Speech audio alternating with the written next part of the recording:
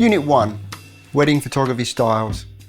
So in this unit, I'm going to unpack some of the aesthetic traditions in wedding photography and have a look at the different types of styles that are available on the market today. In my view, there's a number of different styles, and where you situate yourself is quite important within this already complicated landscape. So I think we've got 4 distinct styles. We've got traditional, reportage, fine art, and contemporary wedding photography. So let's start with traditional. So traditional wedding photography, in fact, has had the longest historical arc.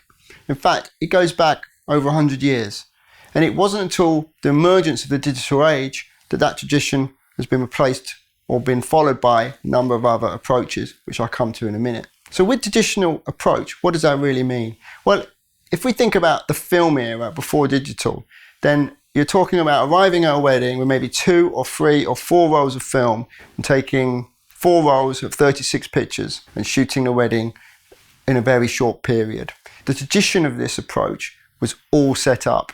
It wasn't interested in a story. It wasn't interested in moments. In fact, it wasn't interested in guests. This traditional approach is interested in stage moments dominated by groups, dominated by to-camera moments like cutting the cake, standing outside the church. This is a very dying genre in my view, and I don't know anyone who sells their model of wedding photography in this way. I think we still see the genre in contemporary modes, so we can still see the history of this in contemporary and in fine art and in reportage. In fact, when I shoot my weddings as a reportage photographer, I find that when I'm doing groups, I'm taken back to that genre. The genres aren't completely distinct, they merge, but a full, complete traditional approach, in my view, is dying away, and I don't know anyone that follows it. It has a sort of beauty about it and a simplicity about it, in that you're there for maybe 3 hours and you're shooting less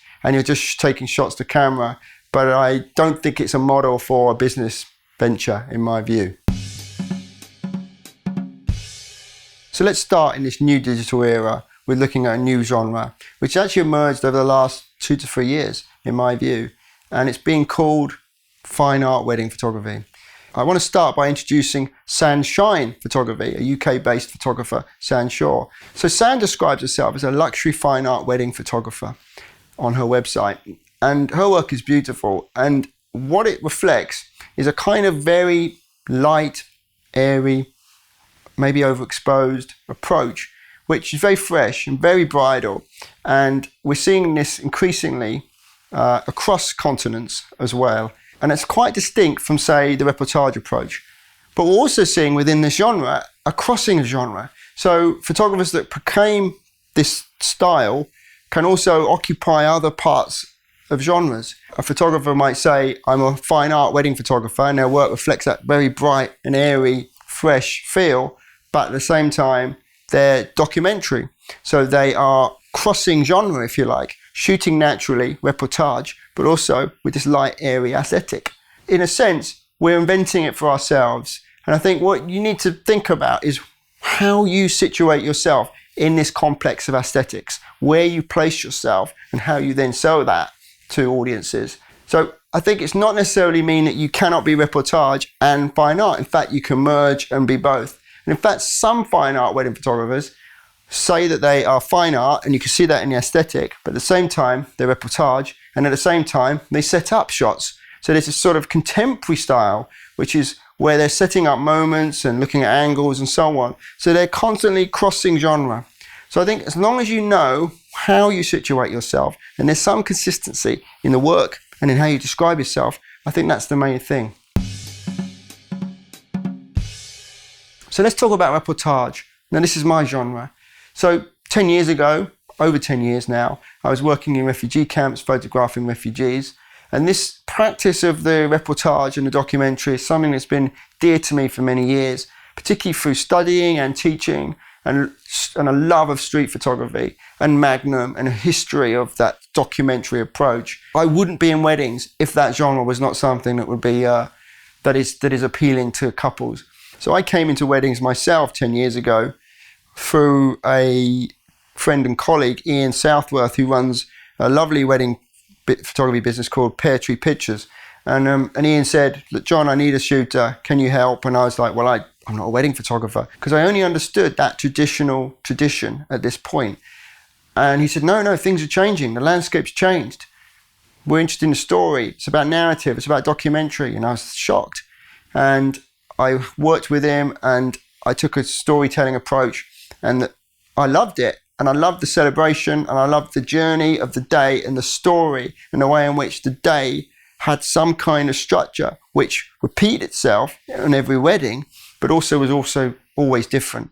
And this I found joyous. Particularly with the idea of documentary and trust. With the documentary approach, if you're on the street or if you're doing a documentary about an institution or a group of people, then that approach takes time. To move into a refugee camp, for example, and do a documentary photography exhibition or book, it takes time and trust, which could take weeks.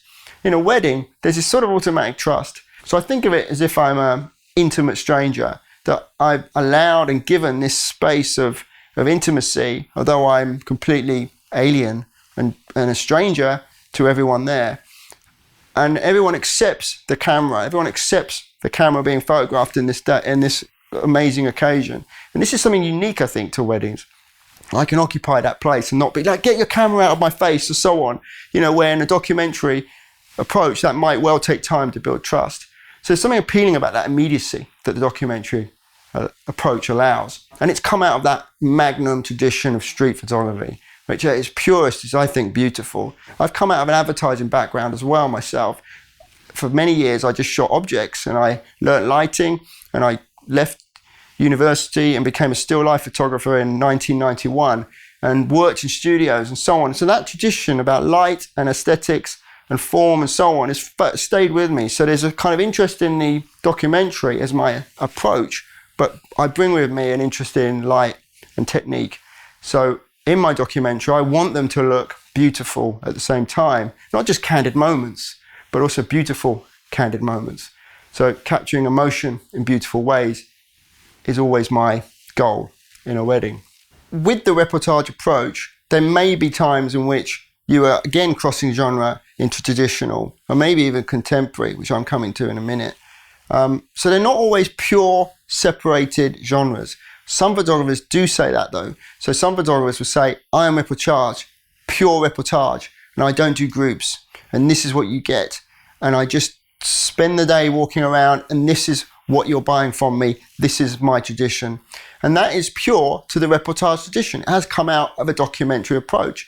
And in fact, the auteur, if you like, is the constructor of that. It's their artistic eye, it's their artistic vision. Some couples want that. And I think that's a great celebration if they're willing to book a photographer purely for that approach. I think that's quite wonderful. But I find these days, actually, you're constantly cutting and crossing over between these different genres. Let's just say a couple say to you, "Can you take these portraits?" And they give you a list of people to photograph. I think that impacts in certain ways. One, it's a change of style. But two, it's also taking time. If you've been commissioned to shoot a documentary approach, and at the same time you've been given a list by the couple to photograph 25 people on it, then really a lot of your time is in that list. Your face is in that list. You're walking around saying, "Right, number 2, we need to find Joey. Joey's 15. Right, where's Joey?" And you're looking around for Joey. So you're shooting from a list. While that's going on, grandma might be crying.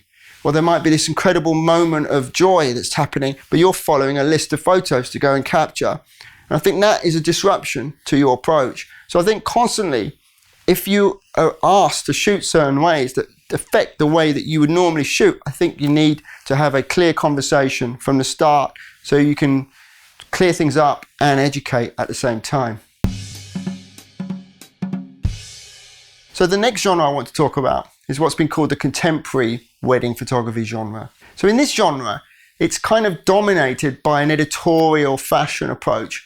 It's dominated by an approach which is somewhat about posing in positions, in angles, in lighting, in quite stark or contrasting moments that are staged but are always beautiful. So there's something quite fashiony about this approach. And if you look at the resources that come along with our modules here, with the units, you'll see a lot of links to all of these genres. So you can go and look at the different photographers that I think fit in these genres, but also these photographers profess to fit in these genres as well. I think it's important that the resources I give you relate to photographers that declare themselves in these genres, rather than me saying I think they're this. I think it's important for me to show you work where they say this is what I do. I do contemporary wedding photography, and so on. And there's some great photographers on a global stage that work in this area. Jerry Gonis being one of them, who's on a level, in my view, on his own, and he's able to produce these beautiful sort of vintagey fashion setup moments, mixed though in a portfolio that is very reportagey in places too. And I think if you are going to pursue this approach, you need to do it well, because it is about posing. It is about couple positioning. So you need a confidence in positioning couples. Also, being able to say, I need 40 minutes, I need an hour of couple photos, and this is what I'm going to do with you. And lots of contemporary wedding photographers that take this approach are very clear with their couples that this is how it's going to work, that I need an hour to do these shots, and they're bringing lights out and wireless lights and backlights and so on with assistants to choose this approach.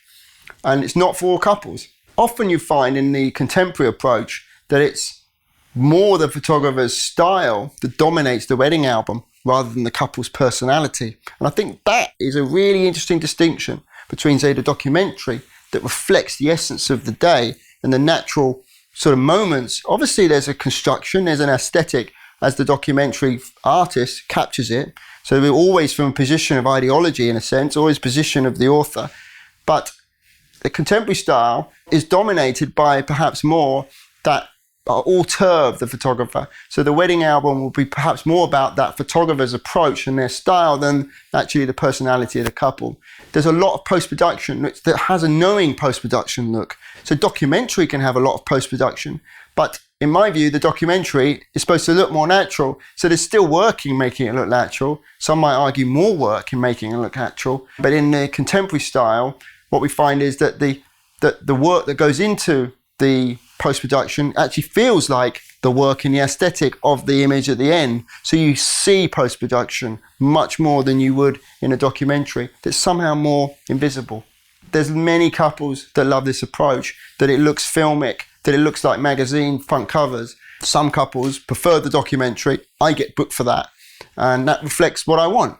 So this is also an issue that's going to come through the units of the course, which is about how to get the work that you want. The work you want is the work that you reflect. The work that you show on your website should be the work you get back. If a couple come to me with a scrapbook of images which are contemporarily set up, posed photos that's beyond what I do, I'm honest to say that's not me. And I think at this stage, it's worth you looking at someone else. Even if they've booked a deposit, I've been in situations where I've offered the deposit back because I don't want to be finding myself shooting a genre that's not my style and doing it badly as well. So I think it's just got to be firm about where your work is and what you do and what they're buying. And you're in a sense, you're then educating couples. You're not a photographic technician that can draw from these different genres. And when you arrive on the day, the couple then pick one and you then turn into this genre. In fact, they are buying a genre and you're delivering that genre to them. And I think that needs to be clear right from the start. So I think it's important for you to just think, where do you want to go? What do you want to shoot? How do you want to situate yourself in this complex set of genres? So take your time, and if you already have a portfolio, then listening to this will help you re-establish and rethink what you're doing with your practice and whether that's the direction you want to go. I think it's good to conscientize this, to make it more conscious about what you're doing, and it becomes more knowing, and more knowing is always helpful for everybody.